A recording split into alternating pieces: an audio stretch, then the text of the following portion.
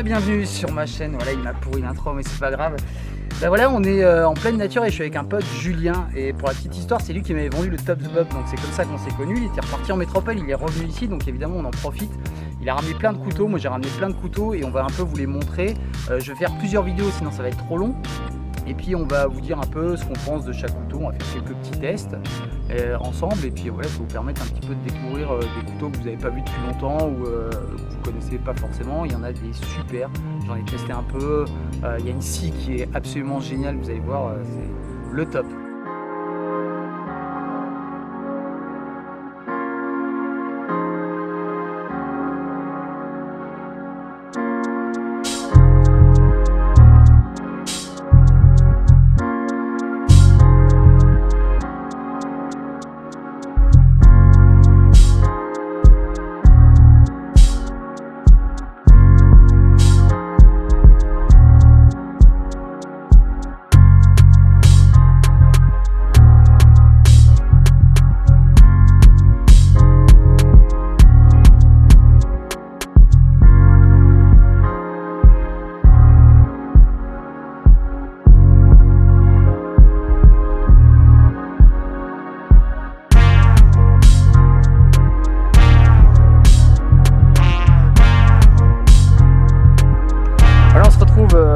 Un peu dans cette mousse, on va faire un peu de place d'ailleurs et on va vous présenter plein de petits couteaux qu'on a ramenés et puis on va vous donner évidemment nos impressions.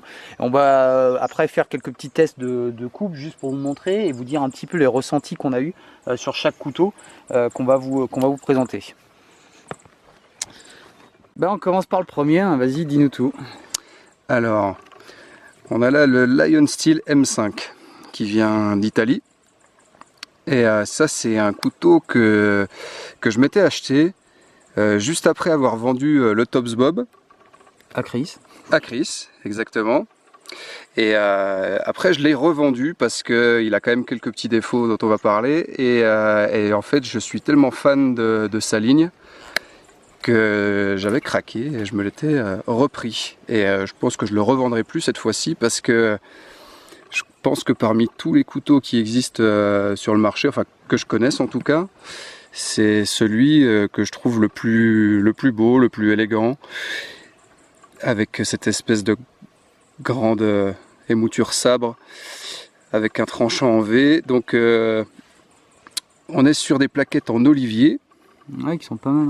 Hein. Ouais, le veinage est pas mal. Ouais, tu parlais d'un effet. Ah non, c'est pas celui-là l'effet tigré, mais ouais, j'aime bien celui-là aussi. Ouais, alors on retrouve ce qui fait la particularité des fixes Lion Steel, c'est les petites rainures qui sont façonnées sur les plaquettes pour pouvoir le prendre bien en main et que ça ne glisse pas. Donc moi qui ai des mains de taille moyenne voire grande, ça rentre vraiment bien dans la main. Il y a un effet ergonomique, on va dire, pour que ça rentre bien dans la paume. On peut voir que les plaquettes, l'acier ressort des plaquettes légèrement, ce qui permet de pouvoir taper dessus sans abîmer les plaquettes. Après bon, ça m'est déjà arrivé de taper dessus, les plaquettes sont solides, hein, ça tient, ça a jamais pris.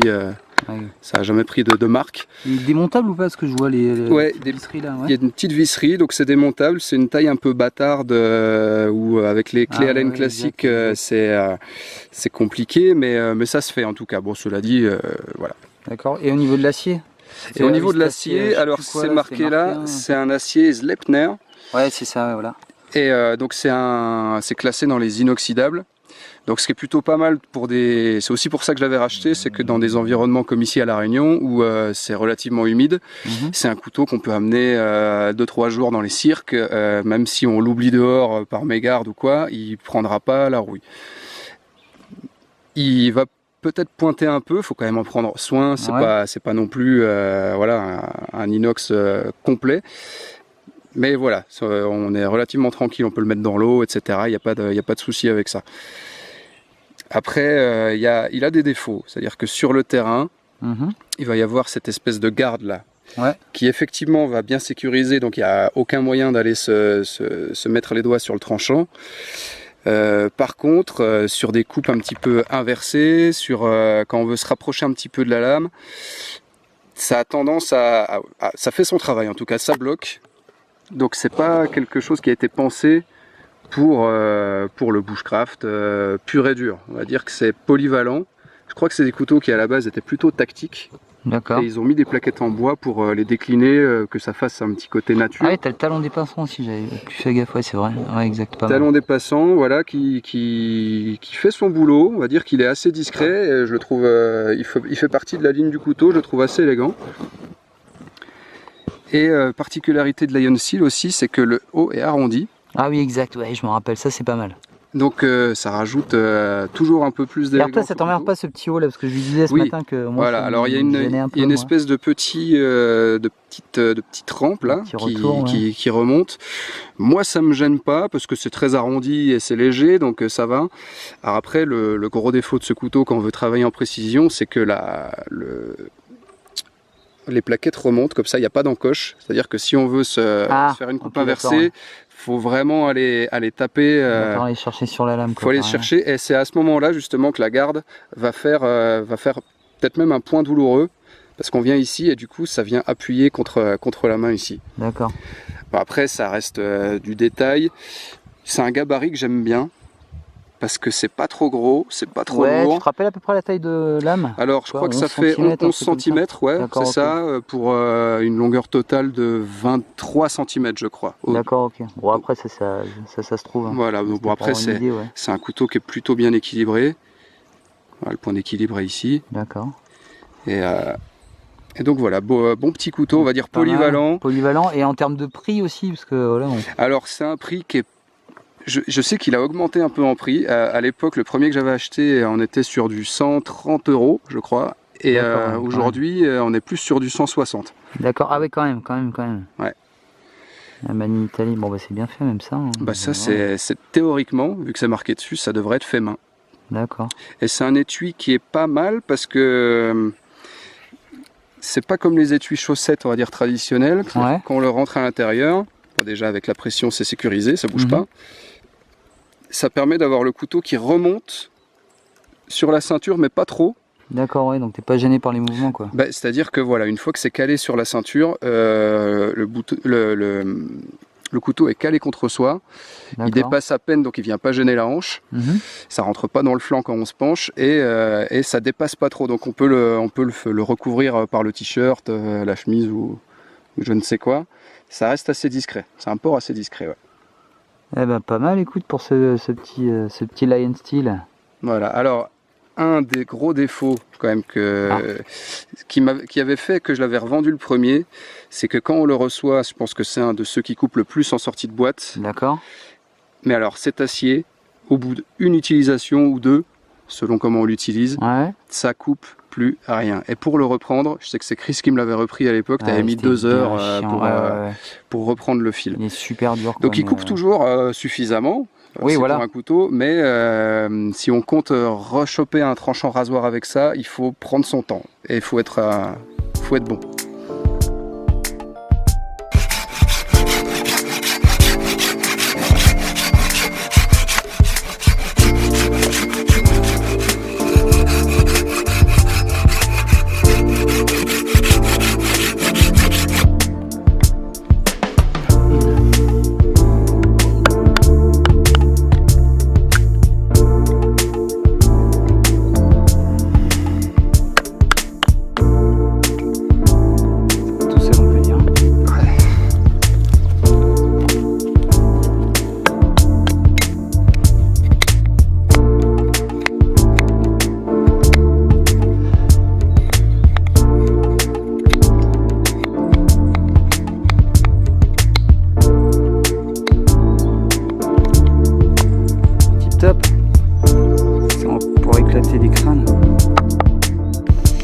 Bon et moi rapidement le Top Zop parce que j'en ai fait plein des vidéos, je commence par celui-ci ici parce que c'est vraiment mon favori et puis évidemment il a un lien avec mon pote Julien.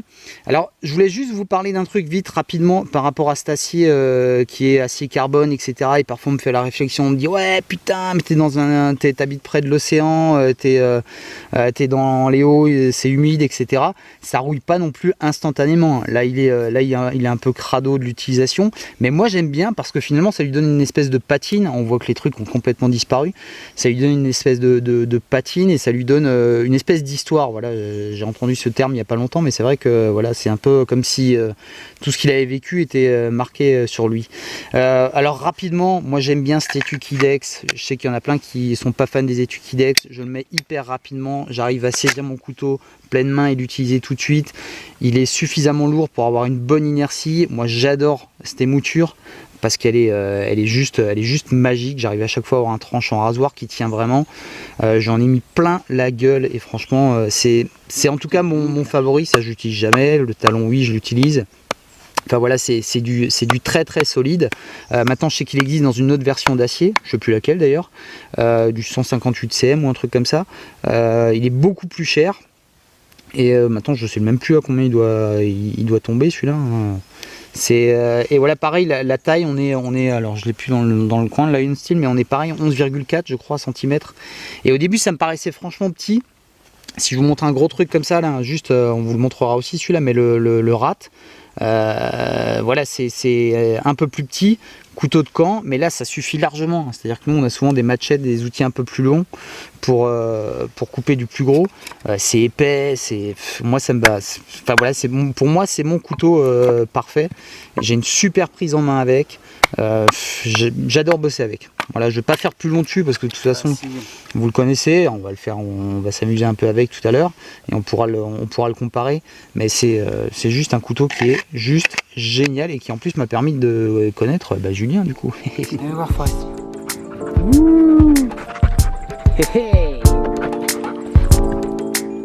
C'est bon Tika, t'es caché? Où est-ce que tu peux bien être? Alors, là on est sur mon petit chouchou. C'est un cadeau que m'avait fait ma petite femme chérie. Et donc c'est le randonneur du coutelier et youtubeur Julien Tex. Dans son joli petit étui refermable avec une pression qui tient bien. J'ai jamais, voilà, depuis ça fait presque 3 ans que je l'ai, donc pas de problème. D'accord, donc il a vu du pays lui. Il a vu du pays, il a vu surtout la métropole, et là il découvre la Réunion depuis quelques semaines. Donc on peut voir voilà, donc on peut voir que rien qu'au niveau de l'étui, les coutures, c'est soigné. Bon, il a pris 2-3 pètes, c'est parce que je l'utilise. En même temps, il se patine, il est dans son jus, mais bon, au niveau finition, là-dessus, irréprochable. Et la rétention est bonne malgré que, bon, vu qu'il y a la pression, bon. Hop. Et on sort le petiot, donc avec mes initiales dessus, le logo Julien Tex. Toujours des plaquettes en olivier, parce que j'aime bien l'olivier. Ah ouais, c'est pas mal. Ouais, c'est celui-là que tu me disais qui était tigré. Ouais, voilà, avec un effet un peu tigré, cette plaquette-là, vraiment jolie. Avec un guillochage, il est un peu sale, on a joué avec déjà un peu. Un guillochage, donc effectivement, pour le bushcraft pur et dur, ça grattera pas de Firesteel. Mais bon, est-ce qu'on n'a pas aussi d'autres outils pour gratter le Firesteel en général avec nous? Ou un briquet. Ou un briquet, c'est pas mal aussi. Et donc voilà, c'est une forme, somme toute, assez classique, mais c'est ce qui lui fait son charme aussi. On va dire que il a un côté rétro, un peu traditionnel, avec cette pointe en forme de lance, quoi, justement. Je crois que c'est Spear Point. Ouais, c'est hyper centré, ouais. Ouais, c'est très centré, avec une petite garde légère. Exact. Et après, on va dire que sur l'ergonomie du manche, là, on va dire que c'est très simple, ça reste droit, mais les arrondis, là, moi qui ai des grandes mains, ça tombe super et ça bouge pas. On peut avoir un contrôle sur la lame qui est... Ouais, c'est vrai que je l'ai eu en main et c'est tout de suite ce qui m'a branché, quoi. Et il y a un truc qui est très bien avec ce couteau, c'est comme on a 3 mm d'épaisseur, ça permet de bâtonner des sections... Comme ça, il n'y a pas de souci. Bon, après, c'est vrai que c'est pas conseillé toujours d'aller sur le milieu de du morceau. Il vaut mieux commencer là, puis ensuite là, etc. Okay. Mais ça permet de faire du petit bâtonnage juste assez pour quand le bois est un peu humide et puis qu'on veut chercher du sec sur des petites sections. Ouais. Et Le poids, c'est un petit poids plume. Alors j'ai pas le grammage exact, mais je pense qu'on est sur un petit 100 grammes. Ça doit faire à peu près le poids d'un Mora. Ouais, peut-être, ouais, exact. Et ça, même dans son étui, on le met au fond d'un sac pour une sortie à la journée ou quoi que ce soit. Parce que là, on doit être sur quoi, 10 cm, un peu plus même, je sais pas. Je crois qu'on est sur 9 cm. Donc attends, ça va être simple. Attends, juste, je vais avoir en poche là. Ça, on sait que ça fait 11,4. Voilà, on est sur une dizaine de centimètres. Petite dizaine, ouais, voilà. Et c'est vraiment le petit couteau qui est assez gros justement pour se permettre du léger bâtonnage et assez petit justement pour nous permettre de manger, de se faire un casse-croûte, etc. Donc voilà, c'est mon petit chouchou, acier XC75, donc carbone, il faut faire attention, il marque un peu. Mais... Ouais, ce que je voyais, on avait un peu de... Bon, après, ça part c'est-à-dire que, voilà, au début, on en parlait avec Chris, j'aimais bien le nettoyer jusqu'à ce qu'il redevienne impeccable, mais petit à petit, je me rends compte que les petites taches, ça fait partie de la vie du couteau, et il est un peu dans son jus, et puis comme il en a vu... il en a vu pas mal quand même. Des vertes et des pas mûres. Des vertes et des pas mûres, voilà. Donc je le laisse un petit peu plus dans son jus, il fait sa vie et puis c'est... Et donc là, le couteau d'artisan doit être un peu plus cher peut-être en termes de prix. Alors là, ouais, on est sur du couteau d'artisan. Donc je vais pas donner le prix parce que c'est un cadeau. D'accord. Donc je saurais pas dire exactement. Et après, pour ceux qui sont intéressés, vous avez la page Facebook de Julien Tex qui vous donnera... Ça, c'est un modèle qui continue à faire. C'est un modèle qui continue à faire. Et en plus, selon les essences de bois, selon si on prend une émouture, si on prend une lame brute ou alors polie, si on prend un guillochage partiel ou complet ou pas de guillochage du tout, enfin il y a plein d'options différentes, donc le prix peut varier, voilà. Donc je m'avance pas sur les prix, je sais que si vous demandez à Julien Tex sur sa page Facebook, il vous donnera la réponse très rapidement.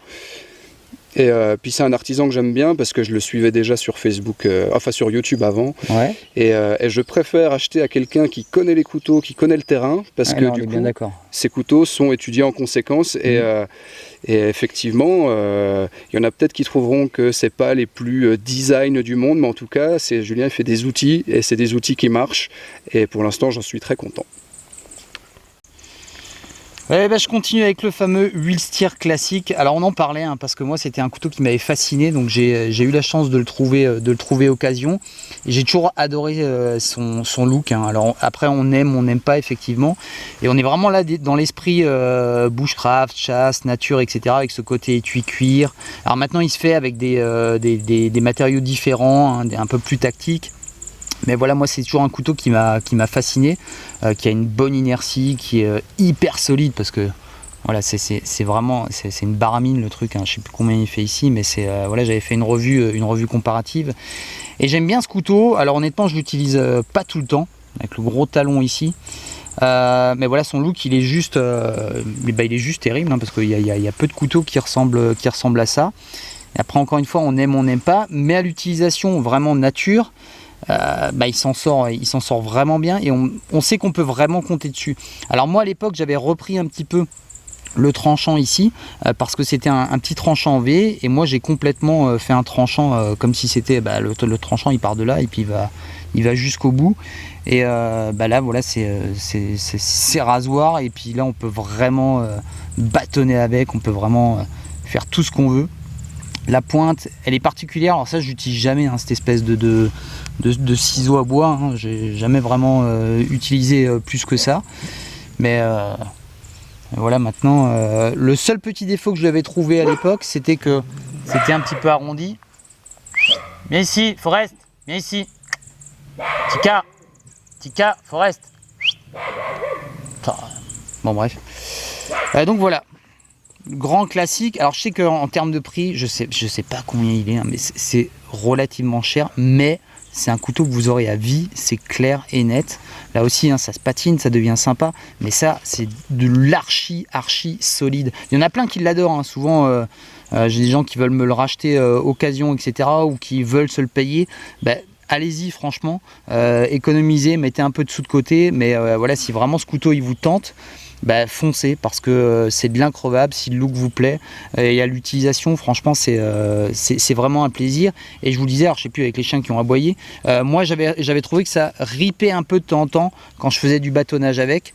Faut le tenir, faut bien le tenir parce que c'est quelque chose de rond, donc c'est un peu déroutant parce qu'on a l'habitude d'avoir des plaquettes, etc. Et le fait que ce soit rond, c'est un petit peu particulier au début. Mais voilà, c'est vraiment, là c'est vraiment un détail.